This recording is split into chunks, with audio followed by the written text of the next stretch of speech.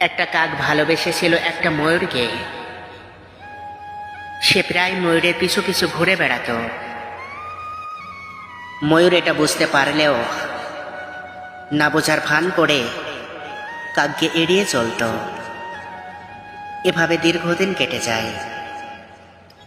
একদিন ময়ূর তার বাসার সামনে একটা হলুদ রঙের খাম দেখতে পেল। সেই খামের ভিতরে একটা ছোট্ট কালো রঙের ফুল। ময়ূর বুঝতে পারল কাকি খামের ভিতরে ফুলটা পাঠিয়েছে। কয়েকদিন পর কাকের সাথে ময়ূরের দেখা হলো। ময়ূর বলল, তোমার শরীর যেমন কালো রঙের, তেমনি তোমার রুচিটাও কালো। তাই তো এত ভালো ভালো রঙের ফুল থাকতে কালো রঙের ফুলটাই পাঠিয়েছ। কাক ময়ূরের কথা শুনে দুঃখ পেয়ে চলে গেল। বেশ কিছুদিন পর ময়ূর আর কাকের দেখা পেল না। এভাবে সপ্তাহ গেল, মাস গেল, বছর পেরিয়ে গেল। কাকের সন্ধান আর ময়ূর পেল না। অবশ্যই ময়ূর কাককে খোঁজার চেষ্টা করেনি কখনো।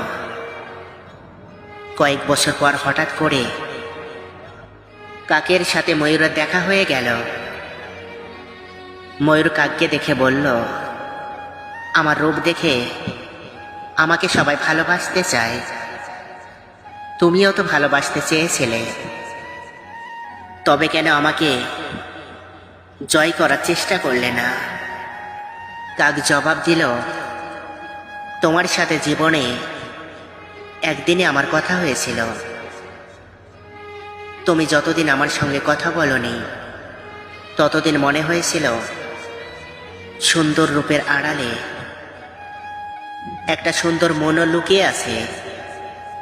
কিন্তু যখন দেখলাম ফুলের মতো সুন্দর জিনিসকে তুমি রং দেখে বিচার করো, তখনই বুঝেছিলাম মরীচিকার পিছনে ছুটতে চলেছি। তাই তো নিজেকে সরিয়ে নিলাম।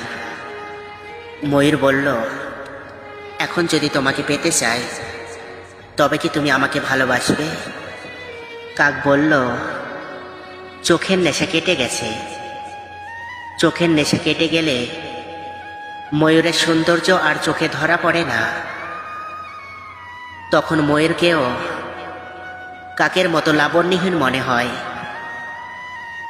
জীবনে আসল বাস্তবতা তখন চোখের সামনে দীপ্তিমান হয়ে ফোটে। এই বাস্তবতা সঠিক পথের নেশা দেয়। বাস্তবতাকে ভুলে গিয়ে আবেগে গা ভাসলে দিশাহীন নাবিকের মতোই অথৈ সাগরে ডুববে। কাক ও ময়ূর বিপরীত দিকে হাঁটতে শুরু করলো। ধীরে ধীরে দুজন দুজনার থেকে দূরত্ব বাড়াতে লাগলো। এই দূরত্ব যত বাড়বে জীবন নামক সমুদ্র থেকে তারা তত বেশি মুক্তা সংগ্রহ করতে পারবে।